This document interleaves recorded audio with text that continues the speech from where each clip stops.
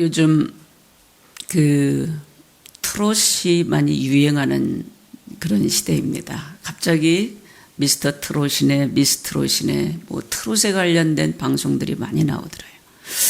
그런데 그 중에서 새롭게 만든 노래 중에 하나가 싹 다 갈아엎어 주세요. 이런 노래가 있더라고요.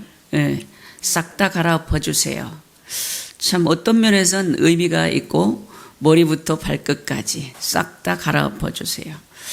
사실 정치적인 부분도 있고 인간의 인간성 문제도 있고 또 어떤 사회적인 문화적인 이런 모든 어떤 메시지가 담겨 있다고 볼 수가 있어요.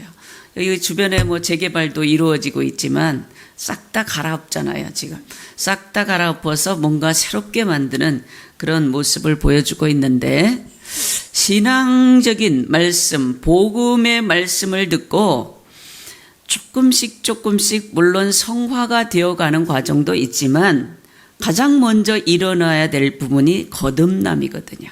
다시 태어나는 거, 싹 다 갈아엎어지는 거예요. 예전의 그 모습으로 유지하면서 살아간다는 것은, 예전의 모습을 가지고 신앙생활을 한다는 것은 오히려 힘든 일이 될 수가 있어요. 완전히 갈아엎어져야 돼. 새롭게 태어나야 돼. 새롭게 탄생한다는 거 보고 거듭남이라 이렇게 말하거든요. 이런 기독교적인 어떤 의미를 볼 때 오늘 말씀의 제목도 그런 의미가 담겨 있습니다. 삶을 바꾸는 증언을 들어라. 우리가 많은 강의나 또 많은 어떤 메시지, 또 교훈, 독서, 책 이런 것들을 통해서 많은 것들을 듣습니다. 그때 감동을 받기도 하고 그것을 가지고 나의 삶도 이렇게 좀 바꿔봐야 되겠다, 그런 생각도 하게 되고 교훈도 얻는 건 사실이에요. 그러나 그것이 그 사람의 인생을 완전히 바꾸지는 못해요. 그 사람의 삶을 바꾸지는 못합니다. 무엇만이 바꿀 수 있는가? 바로 복음만이 우리의 삶을 바꿀 수가 있습니다. 오늘 본문을 우리가 제 경청하는 의미에서 제가 새 번역으로 한번 천천히 읽어드릴 테니까 한번 들어보시기 바랍니다. 오늘 본문을 새 번역으로, 똑같은 말씀입니다. 바울이 아레오바고 법정 가운데서 서서 이렇게 말하였다. 아테네 시민 여러분, 내가 보기에 여러분은 모든 면에서 종교심이 많습니다. 내가 다니면서 여러분이 예배하는 대상들을 살펴보는 가운데 알지 못하는 신에게라고 새긴 제단도 보았습니다. 그러므로 나는 여러분이 알지 못하고 예배하는 그 대상을 여러분에게 알려드리겠습니다. 우주와 그 안에 있는 모든 것을 창조하신 하나님께서는 하늘과 땅의 주님이시므로 사람의 손으로 지은 신전에 거하지 않으십니다. 또 하나님께서는 무슨 부족한 것이라도 있어서 사람의 손으로 섬김을 받으시는 것이 아닙니다. 그분은 모든 사람에게 생명과 호흡과 모든 것을 주시는 분이십니다. 그분은 인류의 모든 족속을 한 혈통으로 만드셔서 온 땅 위에 살게 하셨으며 그들이 살 시기와 거주할 지역의 경계를 정해 놓으셨습니다. 이렇게 하신 것은 사람으로 하여금 하나님을 찾게 하시려는 것입니다. 사람이 하나님을 더듬어 찾기만 하면 만날 수 있을 것입니다. 사실 하나님은 우리 각 사람에게서 멀리 떨어져 계시지 않습니다. 여러분의 시인 가운데 어떤 이들도 우리도 하나님의 자녀이다 하고 말한 바와 같이 우리는 하나님 안에서 살고 움직이고 존재하고 있습니다. 그러므로 하나님의 자녀인 우리는 신을 사람의 기술과 고안으로 금이나 은이나 돌에다가 새겨서 만든 것과 같다고 생각해서는 안 됩니다.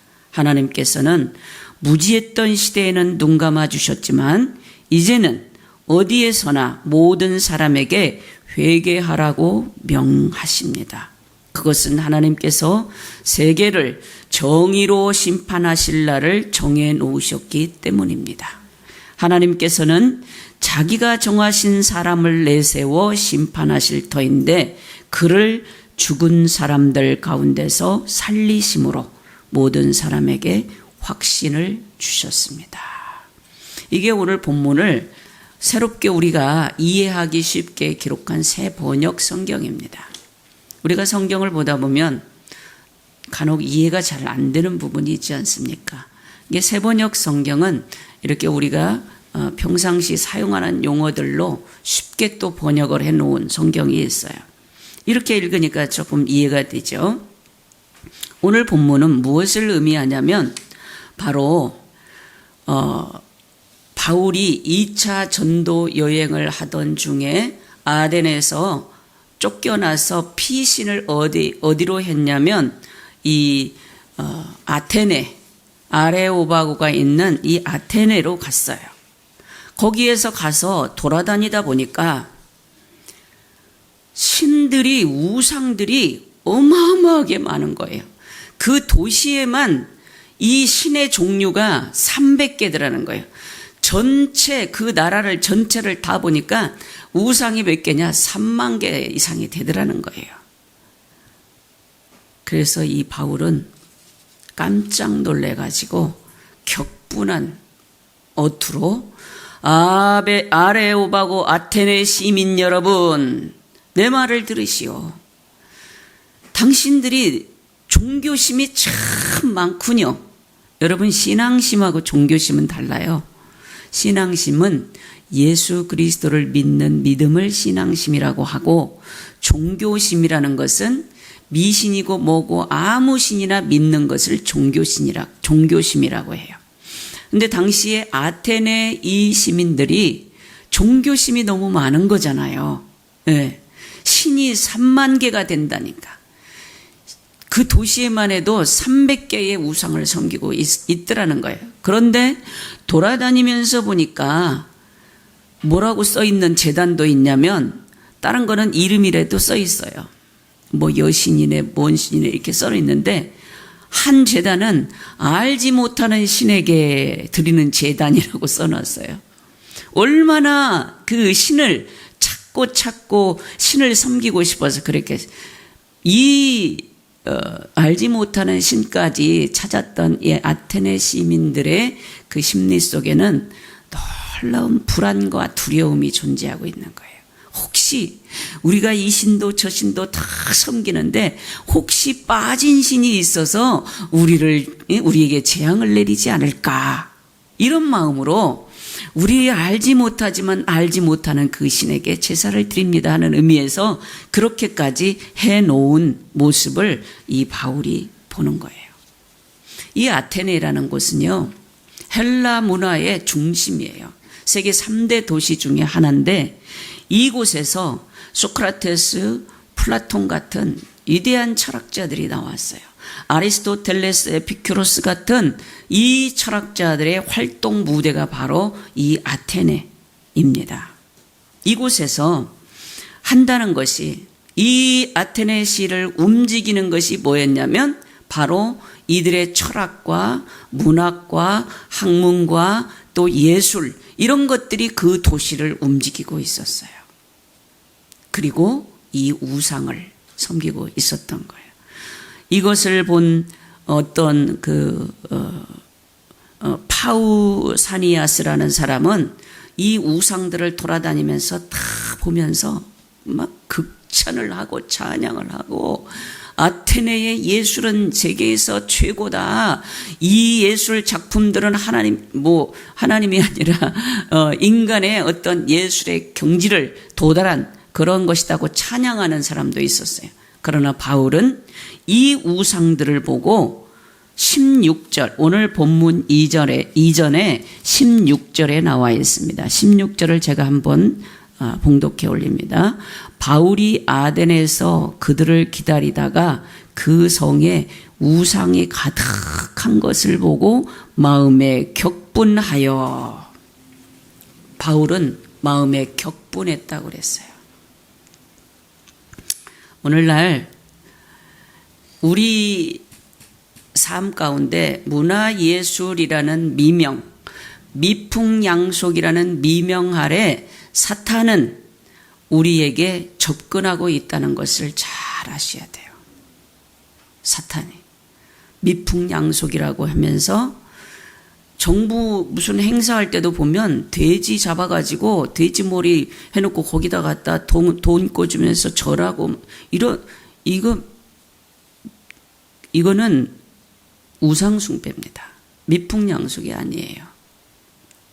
그것뿐만 아니라 예술이라는 핑계 아래 뭐 시나 소설이나 영화 같은 외설들이 얼마나 많이 나오는지.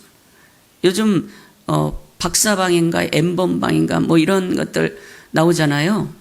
이런 잘못된 가치관에서 아이들이 교육이 제대로 이루어지지 못하니까 이런 범죄가 지금 성행하는 시대가 되었습니다. 사탄은 그런 책도 있어요. 사탄은 마침내 대중문화를 선택했다.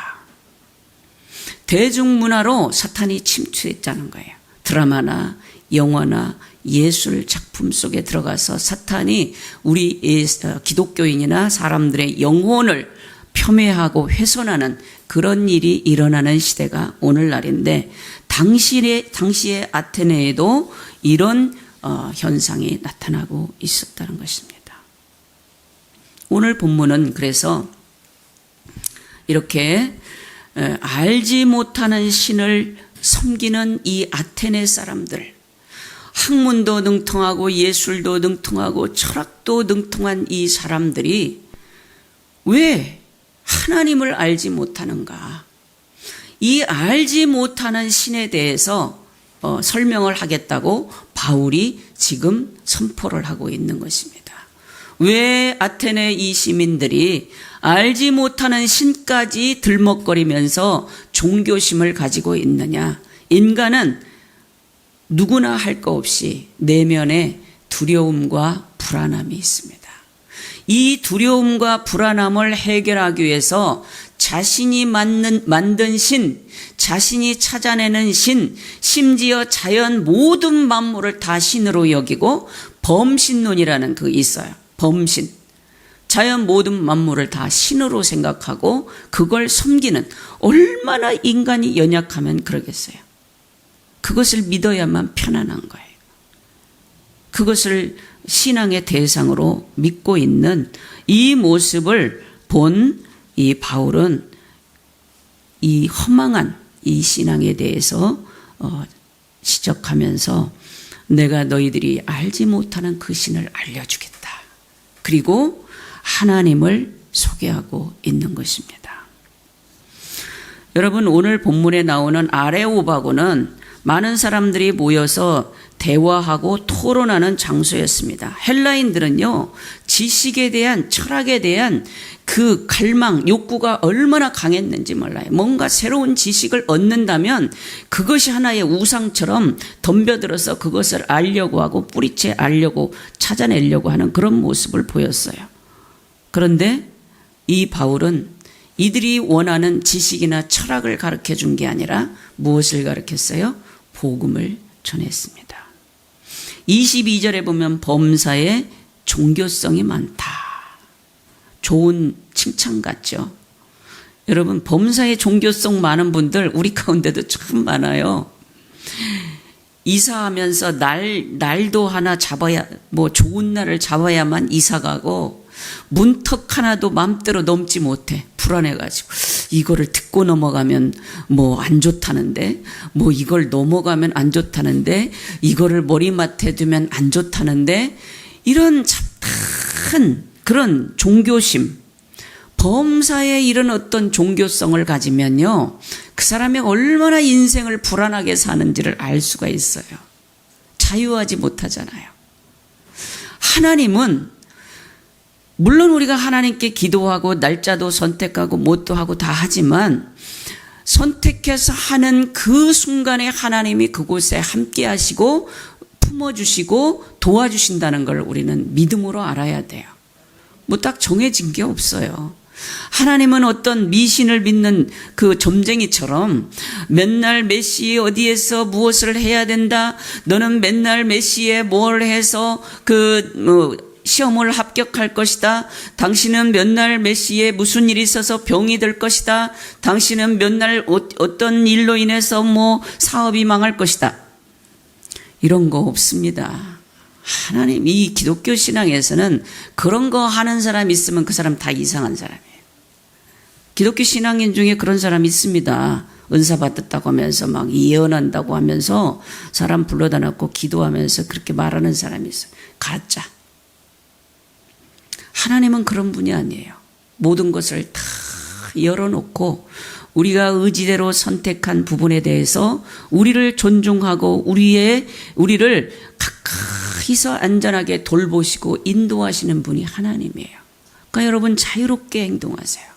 편안하게 행동하세요. 불안해하지 마세요. 예수 믿는다는 게 뭡니까? 이런 데서 자유를 누리는 것이 바로 예수 믿는 하나의 축복인 것입니다. 우리 하나님은 어디 멀리 계시는 분이 아니에요. 여러분의 각계 주변에 지금 여러분이 누워서 주무시는 그곳에 여러분의 팔베개를 하고 계실 수도 있고 운전하는 그 옆에 앉아 계실 수도 있고 이곳에 앉아 여러분과 동행하시고 여러분 안에 계시는 그런 하나님이에요. 그런 하나님께 우리가 그분이 또 어떤 분이에요? 천지 만물을 창조하시고 우리의 생사화복을 다 주권적으로 주장하시는 분이 그분이시잖아요. 그분을 우리는 믿는 사람들입니다. 우리에게는 자유가 있어야 돼요.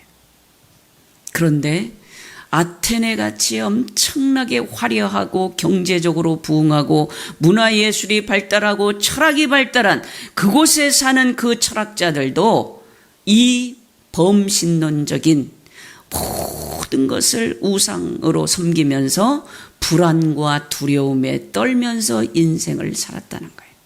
이것을 본 바울은 격분한 나머지 복음을 전하고 있는 모습이 바로 사도행전 17장입니다. 이 사도행전 17장에 이 아레오바고 설교에 아주 유명한 게 뭐냐면 바울같이 설교를 잘하고 능력 있는 그 설교자가 설교를 했는데요. 이곳에서 몇 명이 변화된 줄 아세요? 딱 한 명. 이상하죠? 베드로같이 무식하다고 소문난 사람도 성령에 충만해서 설교하니까 막 3,000명, 5,000명이 변화되는 역사가 있었는데 바울이 이 아테네시에 가서 복음을 전했는데 딱 한 명밖에 변화가 안 된 거예요. 여러분, 변화되고 구원받고 축복받는 것은 누구에 의해서 되냐? 성령에 의해서 되는 것입니다. 성령의 역사가 있는 사람만 구원받고 성령의 역사가 있는 사람만 깨달음을 얻고 성령의 역사가 있는 사람이 영생을 얻을 수가 있는 거예요. 그래서 우리는 성령을 우리 마음 가운데 모셔야 돼요. 예수님이 십자가에 돌아가시고 올라가시면서 무엇을 우리에게 보내셨어요? 성령을 보내셨어요. 그리고 공생의 기간 동안에 제자들에게도 무엇을 가르쳤냐? 너희를 고아로 버려두지 않을 거다. 나는 십자가에 죽어 부활해서 올라갈 터이나 너희를 고아로 버려두지 않을 것이다. 너희와 끝까지 함께할 것이다. 그분이 누구냐면 성령님이에요. 이 성령님이 여러분 한 분 한 분 속에 계셔서 역사가 일어나고 갈아엎어지고 새롭게 태어나고 삶을 바꿔주는 역사가 일어나야지만 그 변화가 일어나는 겁니다. 그런데 당시에 아테네 사람들은 이 바울의 설교를 듣고 변화를 받지 못했어요.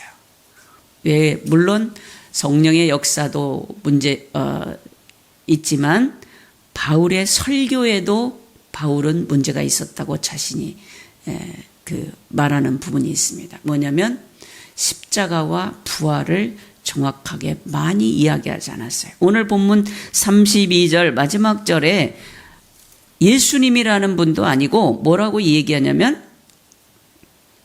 천하를 공의로 심판하는 날을 작정하시고 이에 그를 죽은 자 가운데서 다시 살리신 것으로 모든 사람에게 믿을 만한 증거를 주셨음이니라.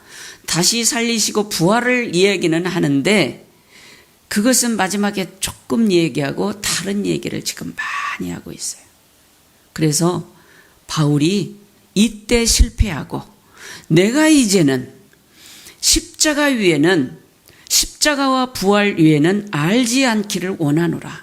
내가 가지고 있는 그 철학적인 지식 또 율법적인 지식을 가지고 설교했더니 사람들이 변화받지 못하더라. 이제 십자가와 부활만을 증거할 것이라고 바울이 고백하는 그런 부분도 있습니다. 십자가와 부활이 우리의 삶을 바꾸는 것입니다. 네, 오늘 이 아테네 사람들은 아주 철학이나 지식에 대해서 호기심이 많았는데 그 호기심이 결국 이들의 갈망을 채워주지 못함으로 인해서 바울은 복음만이, 예수 그리스도만이 그것을 채워줄 수 있다는 이야기를 하고 있는 것입니다. 유대인들은 사실 하나님의 선택을 받았어요. 엄청난 축복을 받은 거잖아요. 그 많은 세계에 엄청난 민족이 있는데 유대인을 하나님이 딱 선택을 했어요. 여러분, 국가의 원수가, 대통령이 어떤 사람을 딱 선택해서 특별한 은혜를 주고 특별한 권한을 주고 특별한 어떤 그 축복을 준다 생각을 해보세요. 그 사람 기분이 좋겠어요, 안 좋겠어요? 엄청난 그 축복이죠. 그런데 천지를 창조하신 하나님께서 이스라엘이라는 민족을 딱 선택했어요. 그리고 얼마나 세밀한 부분까지 처음에서 끝까지 이들과 함께하면서 세계 만방에 하나님 살아계신 것을 보여주고 있어요. 그런데 이 유대인이 바로 이방인들을 멸시합니다. 우리만 선택받았어. 우리만 하나님으로부터 선택받았고 우리만 하나님으로부터 특별한 은혜를 받았다고 생각하면서 이방인들을 심지어 개 취급하는 그런 현상까지 나타났어요. 그리고 메시아로 오신 하나님의 아들 예수 그리스도를 십자가에 죽여버리는 엄청난 잘못을 했어요. 이게 교만이거든요. 나만 선택받았다는 교만. 또 헬라인들도 마찬가지야. 지금 아테네의 그 헬라인들도 자신들만이 세상에서 가장 고상한 철학, 가장 고상한 문화, 예술을 할 수 있고 경제적으로도 뛰어난 민족이라고 생각한, 그렇기 때문에 이 엄청난 우상을 섬기는 이 잘못된 신관을 고집하고 있었던 것입니다. 그래서 바울은 오늘 본문에서 하나님은 이런 혈통이나 민족이나 이런 것들을 뛰어넘어서 온 민족을, 하나님을 믿는 사람을 선택해서 복을 주신다는 말씀을 하고 있습니다. 모든 민족을 동일하게 창조했지 어떤 아테네 시민만 특별히 특별히 하나님이 구별했고 유대인만 특별히 구별한 게 아니다. 그저 필요해서 세계의 하나님을 알리기 위해서 선택했을 뿐이지 어떤 존엄성과 가치 면에서 그들만이 최고가 아니라고 말씀하고 있는 거예요. 여러분, 우리가 하나님을 믿는다는 것은 정말 대단한 은혜이고 축복입니다. 여러분이 하나님의 자녀가 되었다는 것 이 자체가 은혜고 축복이에요. 그거 믿으십니까? 그런 믿음이 있어야 돼요. 다른 아무 생각하지 않으셔도 돼요. 내가 하나님의 자녀가 되었다는 그 사실 하나만을 하루 종일 묵상해도 여러분은 하면 할수록 속에서 그냥 힘이 솟아나고 기쁨이 솟아나고 감사가 솟아나고 그냥 열정이 솟아나고 그렇게 될 거예요. 여러분의 부모님이 세상적인 어떤 높은 자리에 있는 분이라고 생각해 보세요. 기분 좋은 일이잖아요. 우리의 하나님이 우리의 아버지가 되고 우리를 선택해 주셨다는 이 사실, 너무너무 복되고 은혜로운 사실이라는 것을 기억하시기를 바랍니다. 오늘 문제는 이 아테네의 많은 철학자들과 시민들에게 바울이 설교를 할 때 이들은 호기심을 가지고 접근을 했는데 이들에게 뭐가 없었냐? 죄의 문제에 대해서 호기심을 갖지 않았어요. 죄의 문제를 어떻게 해결하는지에 대한 질문을 하지 않았고, 그 죄의 문제를 해결하기 위해서 어떻게 해야 내가 구원받을 수 있는지를 호기심을 가지고 접근하지 않는 모습이 아테네 시민들에게 있었습니다. 그래서 바울은 이들에게 바로 이 호기심의 문제를 해결해 주는 말씀을 전하고 있는 것입니다. 가장 무서운 죄가 바로 이 죄의 문제예요. 죄의 문제를 해결하고자 하는 마음 자체가 없는 것이 무서운 죄예요. 우리 사람들은 다 똑같이 죄 짓고 살고, 저 사람은 나보다 더 죄를 많이 짓는데도 잘 먹고 잘 살아. 저 사람들은 다 벼락 맞아야 될 정도로 많은 죄를 지음에도 불구하고 저렇게 안전하게 건강하게 잘 사는데 나는 왜 죄도 별로 짓지 않은데 이렇게 힘들고 고난을 받느냐, 이런 질문을 하는 분들도 있어요. 근데 그렇지 않습니다. 죄는 다 똑같아요. 크나 작으나. 돌멩이는 큰 돌이나 작은 돌이나 모래알이나 바위나 성분이 다 비슷비슷한 돌입니다. 죄도 마찬가지. 작은 죄나 큰 죄나 반드시 이 죄의 문제를 해결해야지만 우리는 구원을 받을 수 있는데, 이 질문에 대해서 이 아테네 시민들은 외면해 버렸어요. 오늘날 예수 믿지 않는 분들 모두가 다 이 죄의 문제에 대해서 해결해 줄 수 있는 이 문제에 대해서 외면을 해버리는 거예요. 이게 무서운 죄예요. 다른 게 아니에요. 무슨 우리가 남에게 피해를 주고 나 흉을 보고 뭘 하고 이런 것도 물론 잘못이지만, 가장 근본적인 죄는 이 죄의 문제를 해결하고자 하는 그 은혜의 복음의 말씀에 외면하는 거예요. 가능성이 없는 거예요. 그런데 이 바울이 뭐라고 얘기하냐면, 당신들이 길이 있다.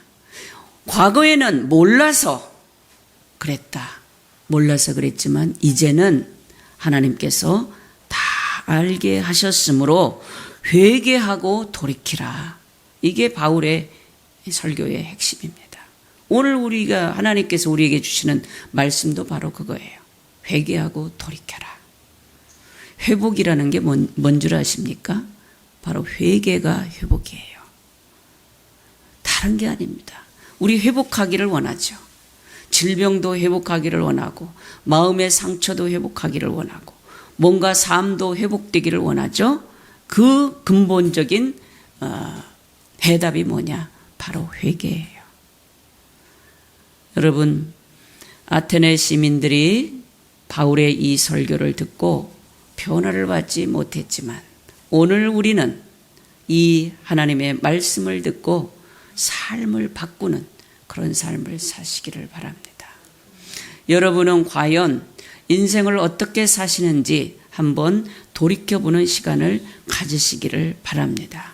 프란시스 스토이의 수사로 30년간 성인 남성을 교육한 리처드 로라는 그 사람이 남성들이 알아야 될 5가지 진실을 정리했어요. 그 첫 번째 진실은 뭐냐면 죽음을 기억하라. 죽음은 인생의 스승이다.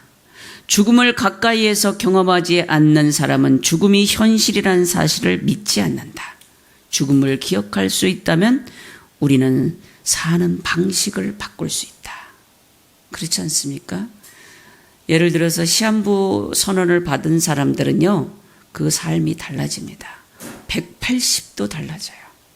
죽음을 알기 때문에. 가까이서 접하기 때문에.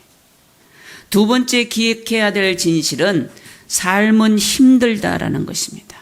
우리 인생이 그렇게 호락호락하지 않다는 거예요. 우리를 가르친 교사와 부모 그리고 사람들과 매스미디어는 끊임없이 우리가 삶의 어떤 일도 잘 감당할 수 있다고 말하고 있습니다. 그러나 미래를 준비해서 위험을 줄일 수 있을지는 몰라도 삶이 쉬워지지는 않는다는 거예요. 보험을 들어서 위기 상황이 됐을 때 그것이 좀 도움은 될 수가 있지만 그것이 그 문제를 완전히 해결해주고 그렇지는 않다는 거예요. 우리가 사람답게 살려고 결심했다면 고통도 있다는 것을 기억하라는 것입니다. 세 번째 진실은 당신은 그렇게 중요한 사람이 아니다라는 것을 기억하라는 거예요. 여러분, 스스로 자기가 영웅이라고 생각하는 사람들이 있습니다. 모든 사람이 다 자기만 보는 줄 알고 착각하는 사람들이 있어요. 그거는 우리 청소년 시절에 청소년 아이들은 거의 다 그래요. 사춘기 아이들은. 여자아이들은요, 이렇게 지나가면 모두가 자기만 쳐다보는 줄 알아. 예, 모든 남자애들이 자기만 쳐다보는 줄로 착각합니다. 이게 그 아이들이 지금 잘못돼서 그런 게 아니라 그게 자라나는 과정이에요. 그러니까 세 번째 진실이 중요한 사람이 아니라는 것을 아는 것이 바로 성숙한 거고 소년기를 벗어난 그런 사람이라는 의미를 담고 있습니다. 모든 사람이 나를 보고 있고 나만 좋아하고 나를 영웅처럼 생각한다는 그런 착각에서 벗어나라는 거예요. 네 번째, 남성이 기억해야 할 진실은 당신의 삶은 당신을 위한 것이 아니다라는 것이. 발달 심리학 이론으로 보면 자기 중심성에서 벗어나는 것은 정상적이고 자연스러운 성장 과정입니다. 유아기, 유치원, 어린이들은요, 모두가 자기 중심적이에요. 애기들 보세요. 절대 다른 사람 배려하지 않습니다. 자기 앞에 갖다 놨고 자기 큰 거 갖다 놨고 자기 안 되면 그냥 끝까지 울고 떼쓰고 이렇게 하는 게 자기 중심성이거든요. 성인이 되는 과정에서 자신이 세상의 중심이 아니라는 것을 배우게 되는데 사람은 다른 사람에게 자신을 잃어버릴 정도로 헌신하고 있을 때 자기 자신을 찾는다는 거예요. 남한테 대접받을 때 자기 자신을 찾는 게 아니고 다른 사람을 위해서 자기 자신을 잃어버릴 정도로 헌신하고 도와주고 섬길 때 그게 바로 자기 자신을 찾는 길이라는 거예요. 이럴 때 가장 강력한 삶의 행복을 느낀다는 거예요. 이럴 때 우리 스스로를 중요하지 않게 생각하는 것이야말로 참 자유의 시작이라는 거예요. 마지막으로 삶의 결과는 당신의 손에 달려있지 않다는 것입니다. 진정한 남자가 된다는 것은 공동체의 일원이 되는 것으로 공동체에 대한 무한한 신뢰가 없다면 젊은 사람들은 어른이 되는 모험을 하려 하지 않을 것이다. 엄청난 책임감을 경험하고 나면 같은 생각을 품은 공동체를 신뢰하는 법을 배우게 된다. 이런 이야기를 이 프란시스 수도의 수사로 30년간 성인 남성을 교육한 리차드 로우라는 사람이 했습니다.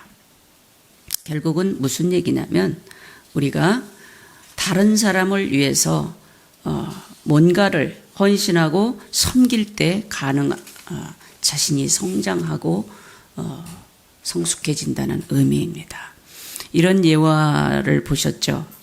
많이들 아실 거예요. 지나가면서 허옇게 타고 버려진 그 연탄재를 발로 차지 마라. 이런 얘기를 들어보셨나요? 왜냐? 그 연탄재는 누군가를 위하여 자신을 뜨겁게 태운 그런 존재이기 때문에 귀하다는 거예요. 발로 차지 말아라. 당신은 이 연탄채처럼 누군가를 위해서 자신을 태워서 헌신한 적이 있느냐는 질문입니다. 예수님은 우리를 위해서 자신을 태우고 물 한 방울, 피 한 방울 남기지 않고 쏟아주시고 다 내어주시고 십자가를 지시고 우리에게 생명을 주셨습니다. 이 예수님을 위해서 우리가 삶을 바꿔야 된다는 거예요. 여러분의 삶이 어린아이와 같이 누군가에게 대접받으려고 하고 누군가에게 도움받으려고 하고 누군가에게만 자기 유익만을 위해서 산다면 아직은 유아기를 벗어나지 못했다는 거예요. 누군가를 위하여 자신을 태우고 하얗게 된 연탄재와 같이 헌신할 수 있는 인생, 이것이 바로 기독교인의 진정한 모습이라는 거예요. 바울은 이런 그리스도인이 되라고 설교를 하고 있습니다. 오늘 우리 진명교회 모든 성도들이 바로 예수 그리스도의 십자가와 부활로 생명을 얻으시기를 주님의 이름으로 축원합니다. 기도하겠습니다. 거룩하신 아버지 하나님, 감사합니다. 우리는 많은 인생을 살았지만 너무나도 부끄럽게 인생을 살았음을 고백합니다. 연탄재처럼 누군가를 위하여 자신을 불태워 헌신해 본 적이 없이 인생을 살았음을 고백합니다. 예수님의 모습을 닮아 올바른 신앙생활을 하고자 하지만 주님의 나라를 위해서, 주님의 몸된 교회를 위해서 헌신한 적이 없음을 고백합니다. 주님, 긍휼히 여기시고 불쌍히 여겨 주시옵소서. 우리의 삶 가운데 이제 예수 그리스도의 생명의 복음을 증거하는 일에 헌신을 다하고 인생을 불태울 수 있는 은혜를 허락하여 주시옵소서. 아버지 하나님, 한 주간도 우리가 살아가면서 예수 그리스도라면 어떠한 결정을 내리고 어떠한 말을 하고 어떠한 삶을 살아야 되는지를 묵상할 수 있는 저희 모두가 되게 하여 주옵소서. 예수님의 이름으로 기도하옵나이다. 아멘.